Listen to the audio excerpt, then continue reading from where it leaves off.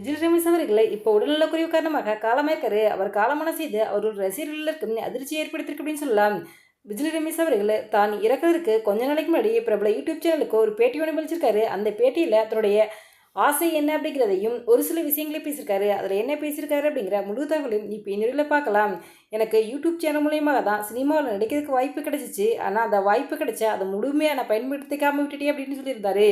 அதாவது அவர் முன்னாடியே சினிமாவுக்கு நடிக்கிறதுக்கு முன்னாடியே குடிப்பாராம். அவருக்கு மது குடிக்கிற பழக்கம் இருந்துச்சா, இதனால தான் நான் சினிமா வாய்ப்புகளை இழந்தேன் அப்படின்னும், எனக்கு இப்போ ரொம்பவே உடல்நிலை சரியில்லாமல் போயிடுச்சு. நான் வீட்டை விட்டு எங்கேயுமே வர்றதில்ல, படுத்த படுக்கை ஆகிட்டேன். இந்த குடிப்பழக்கம் தான் என் உடல்நிலையை எப்படி மோசமாக்கிருச்சு. இது மட்டும் இல்லாமல் எனக்கு சூப்பர் ஸ்டார் ரஜினிகாந்த் அவர்கள்ட்ட சேர்ந்து நடிக்கணும்னு ஆசை. எனக்கு லால் சலாம் படத்தில் நடிக்க வாய்ப்பு தரேன்னு சொன்னாங்க. ஆனால் கடைசி வரையும் கொடுக்கல. என்னுடைய இந்த ஆசை நிறைவேறவே இல்லை அப்படின்னும், அது மட்டும் இல்லாமல் என்னை பற்றி எனக்கு கவலை இல்லை. எனக்கு இப்போ சாப்பாடெல்லாம் இருக்குது. எங்களுக்கு அட்லீஸ்ட் ஒரு 10 லட்ச ரூபா பணம் இருந்தால் போதும். என்னுடைய பையனை நினச்சாதான் எனக்கு ரொம்பவே கவலையாக இருக்குது. ஒரு வீடு கூட எங்களால் இல்லை.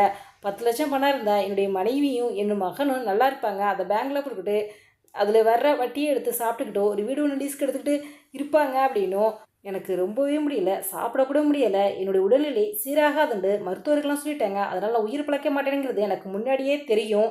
எனக்கு நான் இறந்து போகிறதெல்லாம் பற்றி கவலை இல்லை. என்னுடைய மகன் நினச்சா தான் கவலையாக இருக்குது. நான் இறக்கிறதுக்கு முன்னாடி ஒரு 10 லட்ச ரூபா சம்பாதிச்சு என் குடும்பத்துக்கு கொடுத்துட்டா போதும். அதை வச்சுக்கிட்டு அவங்க சந்தோஷமாக இருப்பாங்கன்னு நான் நினைக்கிறேன் அப்படின்னு அந்த பேட்டியில் விஜய் ரமேஷ் அவர்கள் சொல்லியிருந்தாரு. இந்த வீடியோ பற்றி உங்களுடைய கருத்துக்களை கமெண்ட்ஸில் கமெண்ட் பண்ணுங்க. இது போன்ற இன்னும் நிறைய தகவல்களை உடனுக்குடன் தெரிந்து கொள்ள எங்கள் ரெடாபில் 2.0 சப்ஸ்கிரைப் பண்ணுங்கள். தேங்க்ஸ் ஃபார் வாட்சிங்.